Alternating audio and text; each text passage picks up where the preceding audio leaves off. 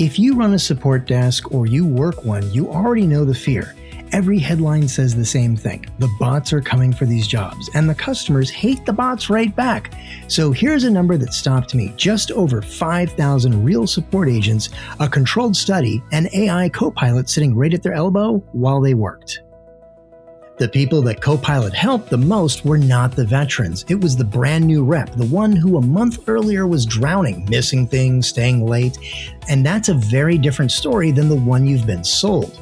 And the whole thing turns on one quiet decision almost every company gets backwards: where you point the AI. Stay with me, because by the end, you'll know exactly where it belongs and where it wrecks everything. Here's why this lands so strange. Almost every video about AI and support work lives in one of the two rooms, and you already know both. Room 1 is the big, scary jobs debate. If the machine can answer the ticket, why keep the person? That's the fear the headlines sell, and it's not nothing. The entry-level seat, the one where people used to learn the trade, really is the first one companies reach to cut. Room 2 is the one you live as a customer. You call in with a real problem and a cheerful bot drops a help article on you and asks if that solved it. It didn't. You mash 0, you type agent, you shout representative at a phone that won't listen. That rage is real, and it is earned. I've been there. Anybody who has been trapped in that loop knows exactly how it feels. So the whole conversation swings between those two rooms. Will it take the jobs? And why does the bot make me want to throw my phone? Both real, but notice who nobody ever films. Nobody sits down at the actual desk next to the actual person answering tickets and asks a simpler question. When a copilot shows up beside a real agent, what actually happens to that person? This is the third room, and almost no one has walked into it. Quick word on why to trust this. I've built things for 30 years and I use these tools daily. The answer here is not paywalled. I'm handing you the study and the rule free, so you benefit. The number comes from 3 economists, Brynjolfsson, Daniel Lee, and Lindsay Raymond, in a paper called Generative AI at Work. This was not a lab demo or a vendor slide. They studied 5,179 real customer support agents at a real company over months, with the AI assistant switched on for some of them and not others, so you can actually compare like for like. On average, the agents with the copilot resolved about 14% more issues every hour. On its own, that's already a solid productivity story.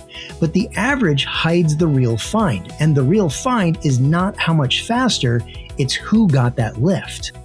Break it apart by skill. Your veterans, the people who were already great, barely moved, close to 0. But your newest, lowest rated agents jumped by about 34%. The rookie who was underwater got pulled up toward what the experienced folk were already doing, not past them, up toward them. The copilot didn't raise the ceiling, it raised the floor. Notice who that is. The person the machine helped the most is the exact person everyone assumed it would replace, the beginner, the one who, in month 2, might have quietly washed out and never come back.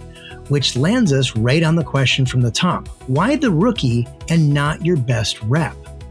The best rep has one thing the rookie doesn't, and it's not talent, it's context. 10 years of it. Your veteran has already seen this exact angry email 1,000 times. They know the workaround for the billing glitch that nobody ever wrote down. They know which policy bends and which one will not.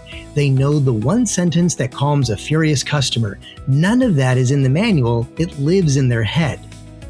Now watch what the copilot actually does. It's trained on the company's own history. Every past ticket, every resolved case, every answer that ever worked. So when a hard question lands on the new rep's screen, it quietly slides the veteran's kind of answer onto their desk. The phrasing that lands, the fix for this exact error, the policy line surfaced before they even knew to ask. It hands the beginner the context the veteran spent 10 years collecting. And this is the part I care about because it's the whole reason a channel like this exists. And AI can't give you context you don't already have. Drop a true beginner in front of a blank chat box and they won't even know what to ask it. But a copilot loaded with your company's real answers flips that around. It's not asking the rookie to know the right question, it's putting the seasoned answer in front of them at the exact moment they need it. Which is also the catch, and it's the honest half of this. The copilot raised the floor because a human was still standing on it. The rookie still read the customer, still decided what to send, still owned the outcome. Take that person away, hand the whole job to the machine, and you don't get a rescued rookie. You get the mess everyone's furious about back in room 2. So all of it depends on one decision, and that is where we're heading next. Where exactly you point this thing. There are really only 2 places you can aim this technology, and they couldn't be more different. Lane 1, you point it behind the rep. The customer never sees it, it drafts the reply, digs up the answer, writes the after-call notes, chews through the repetitive volume, and a human checks it and sends it.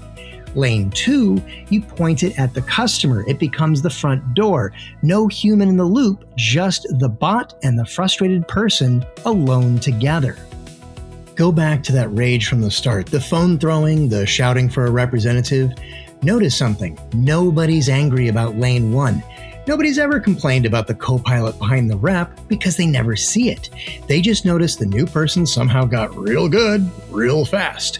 And all that fury is aimed at lane 2 every single time. We don't actually hate AI in customer service. We hate being trapped alone with it when what we needed was a person. This is the cliff companies keep walking off. Hand the machine the whole relationship, not just the grind, and it goes wrong in public. The same kind of copilot that rescued the rookie gets turned around and pointed straight at the customer. That's how Klarna ended up walking back its big AI replaces support announcement and quietly brought people back. Same tool, different lane, opposite result. And under that bad lane sits a deeper trap, one I've been circling for years. There's a line I love from Pedro Domingos. The problem is not that computers will become too smart and take over the world. The problem is they're too stupid, and they already have. That's the real danger, not some genius superintelligence. Dumb systems we've already handed the keys to with no human left who's allowed to overwrite them. I lived a small version of this. My own bank locked me out for making too many payments on my own card. My money, my convenience. I got a rep on the phone, and she told me she couldn't reverse the computer's decision. So I asked her, genuinely curious, "So your manager's a computer?" She bristled, and I said, "You just told me you can't override the computer's decision, so it sounds like the computer's calling the shots, not you." That's lane 2 in a single phone call. Because the part you can never hand over is judgment. Reading that the customer typing in all caps isn't really mad about the late package. They're scared they just got scammed. Knowing this one needs to jump the line to a manager right now. That leap from handle the ticket to this one is different, get a real human with authority on it. That's what escalation means. And escalation is exactly the muscle the machine doesn't have. So here's the rule I'd write on the wall, and it reaches far past support desks. Give the machine the bounded, repeatable grind. The draft, the lookup, the summary, the notes. Keep a human on the judgment, the context, and the relationship. And whatever you build, keep the override real. If your setup can make a decision a person can't reverse, you haven't automated the work, you've handed away the wheel. There's a fast way to tell which one you've got. Walk up to the person nearest the AI and ask one question. Can you overrule this thing when it's wrong? If the answer is yes, you built a copilot and it will rescue your rookies. If the answer is no, you've built the bank and you already know how that phone call ends. The whole difference is who still has their hands on the wheel. So I'd like to hear from you. And I might be wrong about some of this. If you work a support desk, did a copilot actually raise your floor, or did it just pile more noise on your day? And whichever way you land, tell me the one thing you'd never let the machine handle and where your company actually pointed it. I love to read these. If this was useful, go grab a copy of my book, Founders Who Finish, over at davesaunders.net. And while you're there, sign up for my newsletter, The Build. And if you want more of these, real studies pulled apart and turned into something you can actually use, please hit subscribe, and I'll see you in the next one.